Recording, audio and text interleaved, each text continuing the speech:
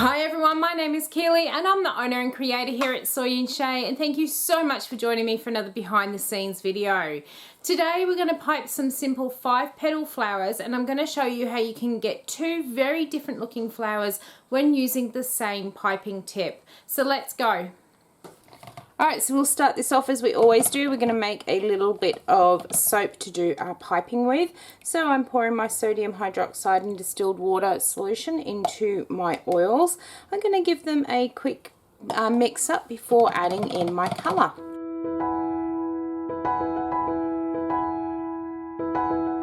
Alright, so first of all I'm going to pour off just a little bit of this into this dark orange. I'm not going to need a lot. This is going to be to do the centre of the flowers. So that should be enough in there. In fact, it's probably way too much, but if we do end up with extra, we just have a nice orange for some soap dough. Into my other container, I have some Tangerine Dream mica. So we're just doing two different shades of orange. This time around I'm adding my mica directly into my soap batter because it doesn't really matter if this gets really thick, because that's what we want at the end of the day. So I'm going to give this a mix up and then we'll go and get ready to do our piping. Okay, so we are ready to start piping. I have put the darker orange into this piping bag with a rider's tip number 3. That's just a little round open tip there. And then the lighter orange I've put into this piping bag with a 102 Wilton tip, which is one of the petal tips. It has a thin end and then a wider end on it, and that's very important when you are piping your flowers. I have in this box here just some bits of paper. Some of it's greaseproof paper, some of it is sticker paper. Just depends what I've had at the time, and that is so that we can build our flowers onto them and then easily transfer them to somewhere to dry. So I've just put a little bit of soap on my flower nail here, and I'm going to attach my piece of paper. Now with this piping bag, I've got it so that the thin end is in the middle here, and what I'm going to do is as I squeeze, I'm going to push my bag up, turn my nail, and then come back down, and we're just creating like little C shapes to create the petals of these flowers. And we're going to do a total of 5, and we're going to make a little 5-petaled flower. So that's number 4. And you can do as many or as few petals as you like, but 5 is always a nice one. Then I'm going to come over to my darker orange here, and I'm just going to put a few little dots in the middle of each of my flowers here. And then I've just also decided to really finish off. I've got these little sugar pearl things here that you use for cake decorating, and there's these little gold ones in here. So I'm going to go through and pick the gold ones out, and I'm just going to drop that into the center of the flower, and that is what our flower now looks like. Just over to my side here, I do have a tray, and I'm going to pop these onto the tray so that we can allow them to dry, which will then mean I can take them off and put them onto the soap later on. So let's get to the next one. I do have enough soap on here for my piece of paper to stick. So again, I'm going to pick up the one with the 102. I've got it so that the thin end is in the middle, and we're going to create little C shapes. So we're going to go up, back down while turning the nail and creating our little petals. So that's our third one, 4 and 5. Let's swap over to our darker one and just pop in a couple of those,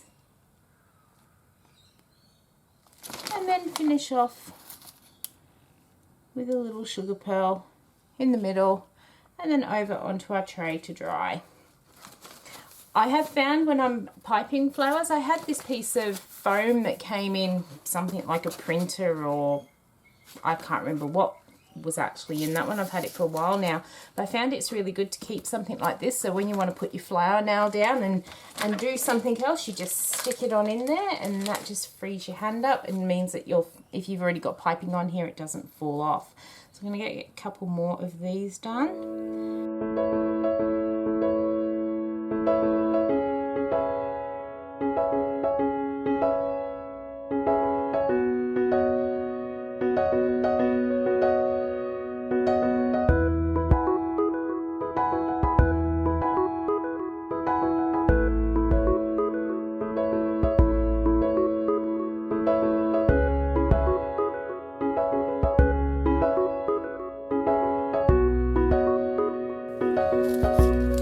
Alright, so the beauty of this tip is that you are not just restricted to using it the way I showed you with those first flowers, where you have that thinner part of the tip in the middle. If you actually change your piping bag around, so you have the thicker end in the middle of the flower, and then you start piping the same way. So we're going to squeeze, go up and pull back down to making that C shape and twisting our nail at the same time. We end up with a different shaped flower, and the edges of the flower also have a little bit more of a rougher texture to them. So I've just done that one. Let's put some of this dark orange into the middle, and then we'll pop in a sugar pearl, and I will show you the difference between the two flowers. And I've decided to do the two different ones to go on the top of the soap, just to give it a little bit of difference. So that is what it looks like when we put the thicker part in the middle, and that is what the flower looks like when you put the thinner part in the middle. So you can see they are two very different looking flowers, so depending upon the sort of look that you are after would depend upon which way you actually make your flower. I'm going to do a couple of each of the ways, just to give the top of the soap a little bit more interest when we do it. So whenever I do pipe flowers, I always get lots of comments about how people would love to have a go at it and things like that. You know, honestly, guys, have a go at doing it. It is like anything, practice makes perfect. Now, I know I said a few weeks ago on the rose tea milk soap that I did that high tops were not my forte. I'm not sure why, but I seem to find piping flowers a lot easier than piping high top soaps. But I'm sure if I actually practiced, I would be able to do the high top soaps well as well. But for me, piping these little flowers, I do find them quite easy, but it is a matter of practicing. When I first started piping flowers, and I will leave a link to one of my first ever piped flower, they were big and they were clumsy, and over the years I've seen how I've finally been able to get them to look nice and delicate to go on the top of soaps. And it is just with practice that this has actually happened. Whenever I do pipe flowers, and this is probably why it actually is a really good idea, is just to jump in and give it a go, you only need a very small amount of soap to make flowers. So when I created the oils for this batch, there was literally 100 grams of oils in here. So it's really not a lot to lose if you want to give this a go.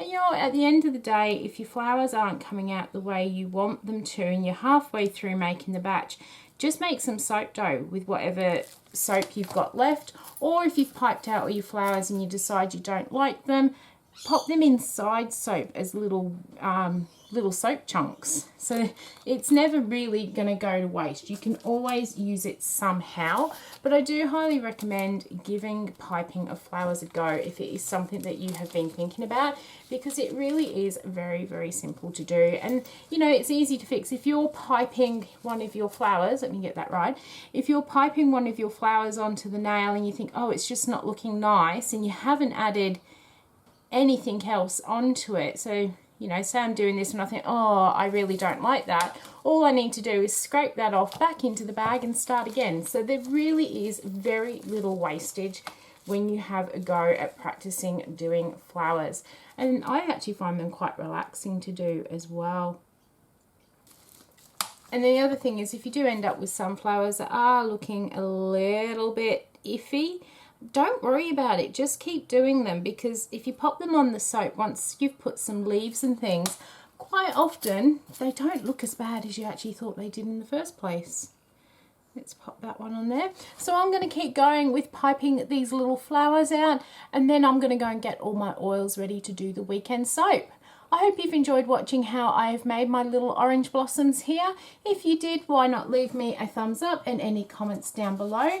If you've got any questions, I will get back to you as soon as I possibly can. And until the weekend's video, I hope you have a great week. And I also hope you keep nice and safe. I'll see you then. Bye.